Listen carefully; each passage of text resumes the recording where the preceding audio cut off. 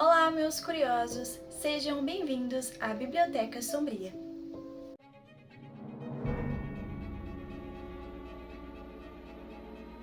Bom, meus curiosos, na semana passada eu fiz um vídeo falando sobre o Clube dos 27. Se você ainda não assistiu o vídeo, já corre lá para assistir. E muita gente me pediu para me contar a história sobre a pessoa que deu início a essa maldição. Então hoje eu vou contar a história do Blues do Diabo. Blues do Diabo, a assombrosa lenda de Robert Johnson. No coração escuro do Delta, no Mississippi, onde o blues nasceu em meio ao sofrimento e à alma dos homens quebrados, surgiu uma lenda que ecoaria por gerações. Uma lenda tão sombria que desafia a realidade, desafia o tempo e desafia a própria morte. Esta é a história de Robert Johnson, um homem que vendeu sua alma ao diabo por um talento sobrenatural e pagou um preço eterno. Robert Leroy Johnson nasceu em 8 de maio de 1911, no Mississippi, filho ilegítimo de uma lavadeira e um trabalhador rural. Ele cresceu em meio à pobreza, racismo e um calor abafado que parecia cozinhar o próprio ar. Sua infância foi marcada pela instabilidade. Seu pai desapareceu cedo e sua mãe o deixou sob os cuidados de outra família. Desde cedo, Robert foi fascinado pela música, especialmente o blues, um estilo que parecia gritar as dores do povo negro do sul dos Estados Unidos. Ele andava com uma gaita velha e tentava aprender violão. Mas segundo os relatos da época, ele era ruim, muito ruim. Tão ruim que os próprios músicos o expulsaram dos bares e encruzilhamentos onde tocavam.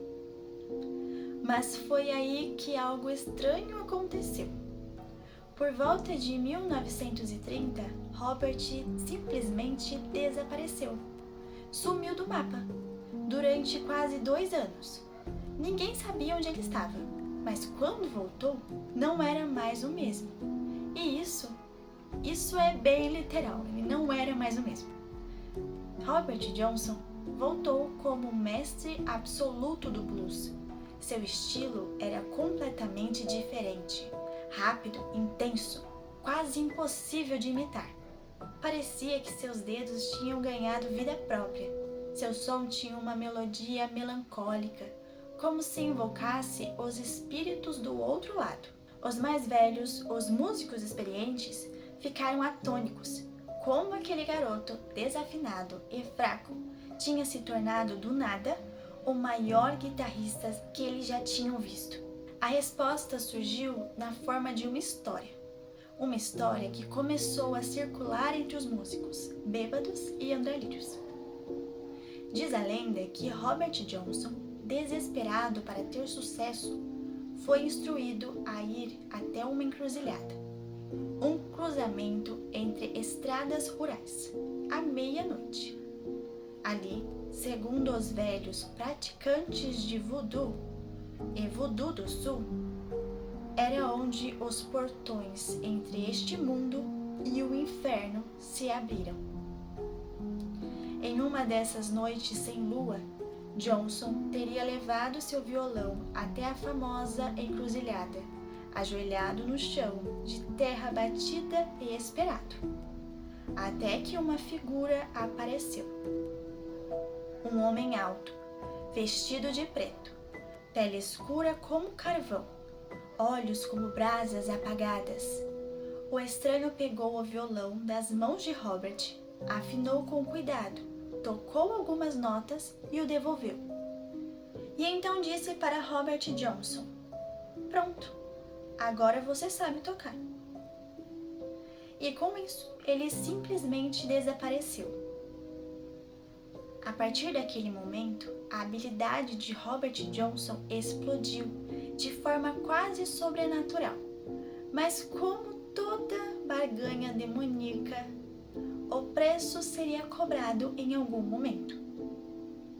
As músicas de Robert Johnson não são apenas tristes, elas são agorentas, repletas de imagens sombrias, medos e referências ocultas. Vou te mostrar algumas dessas letras, começando pela primeira. A música se chama Crossroad Blues. Fui até a encruzilhada, caí de joelhos e pedi ao Senhor: tenha misericórdia, me salve, se puder. Parece uma confusão direta do que realmente aconteceu naquele dia, não é? Hell holding on my trail. Tenho cães no inferno me seguindo. Não consigo descansar, sempre em movimento. O medo constante, como se algo estivesse atrás dele. Algo que finalmente veio cobrar a dívida. Me and the devil blues. Eu e o diabo estávamos andando lado a lado. Meu velho espírito está condenado. Simples, cru, a história inteira, em versos cantados com dor e alma. Alguns estudiosos afirmam que essas letras não são apenas metáforas para o sofrimento, mas outros sentem que há algo mais real. Como se Robert estivesse tentando contar ao mundo o que havia feito, um pedido de ajuda em forma de blues. Robert Johnson morreu muito jovem, ele tinha apenas 27 anos. Mas é aí que começa a parte mais obscura da lenda. Em agosto de 1938, enquanto tocava em Glenwood, Mississippi, ele foi envenenado. A história oficial é que ele flertava com a esposa de um homem ciumento, que colocou veneno no uísque de Robert. Mas há muitas inconstâncias. Johnson agonizou por dias, deitado em uma cama improvisada no chão, tremendo e uivando de dor. Testemunhas disseram que ele rasgava as roupas e dizia que os cães estavam vindo. Quando morreu, não havia certidão oficial, nem funeral apropriado. Foi enterrado em uma cova rasa. 3 locais diferentes alegam ser o local do seu túmulo, e como se até sua morte estivesse fragmentada, cercada de mistérios.